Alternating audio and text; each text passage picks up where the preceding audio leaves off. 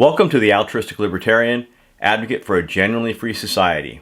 I'm Anthony Wheeler, and today we conclude this series on metaphysical basis of a genuinely free society. While humans have learned a great deal and created wonderful technologies that have made our lives safer, more interesting, and comfortable, science cannot tell us the ultimate nature of the actual universe or anything in it. We can describe the effects of something we call gravity, for instance, and make excellent predictions about how various masses will behave under its influence without understanding its fundamental nature.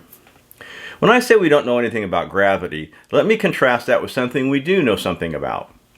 Let's say we walk into a room and we see a pool table. We know what it is, most of us anyway. It's a pool table.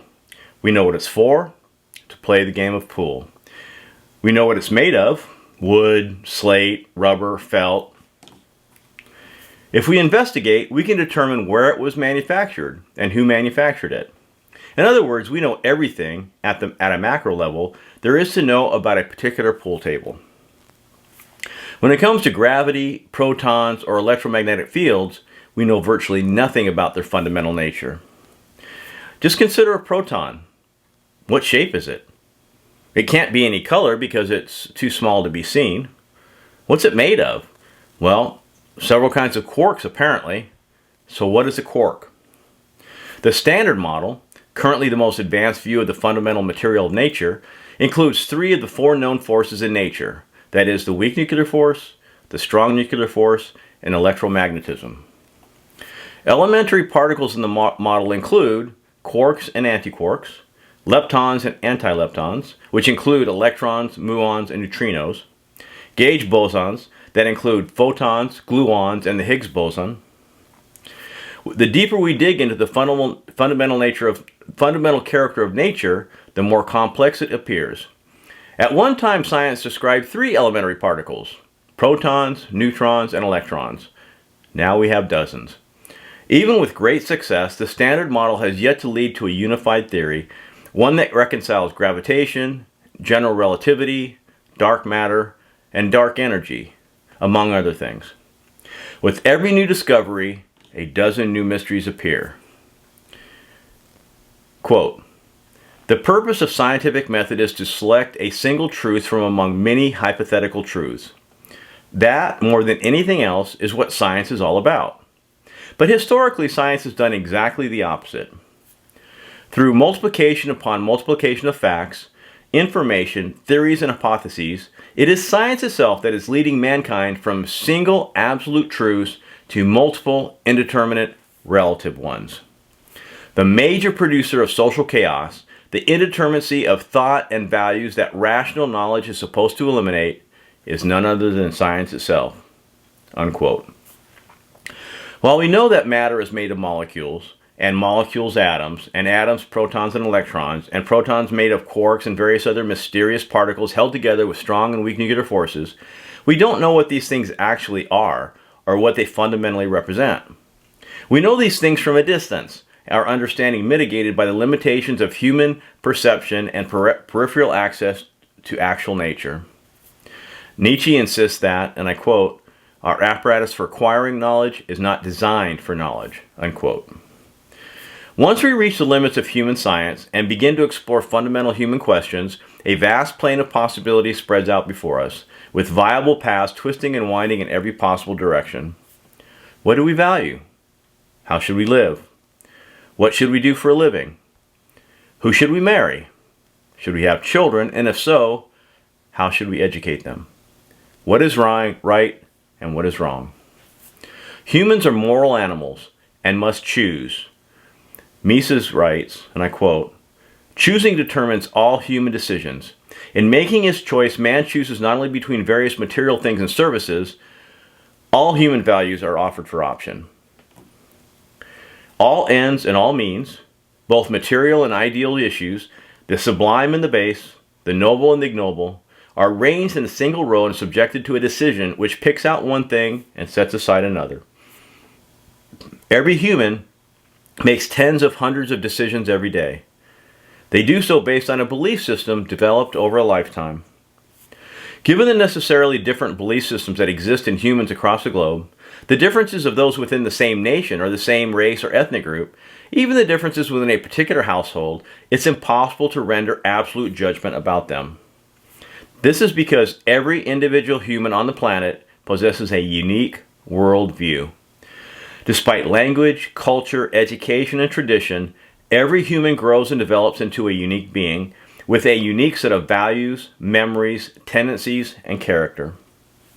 We work so hard to overcome our differences, to communicate and share our experiences with limited results.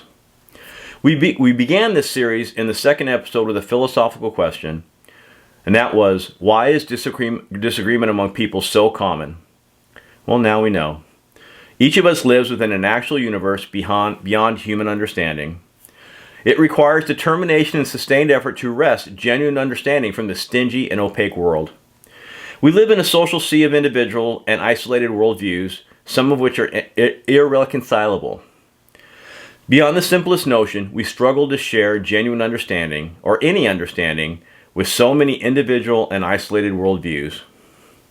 Again, from Mises, quote, "When applied to the ultimate ends of action, the terms rational and irrational are inappropriate and meaningless. The ultimate end of action is always the satisfaction of some desires of the acting man. Since nobody is in a position to substitute his own value judgments for those of the acting individual, it is vain to pass judgment on other people's aims and volitions." Unquote. Human judgment is fallible. All of us have been wrong about something important, and are likely wrong about many things even now. Our certainties evolve over time, earlier ones replaced by more sophisticated certainties, or sometimes crumbling into healthy skepticism. Our knowledge as individuals and societies remains provisional.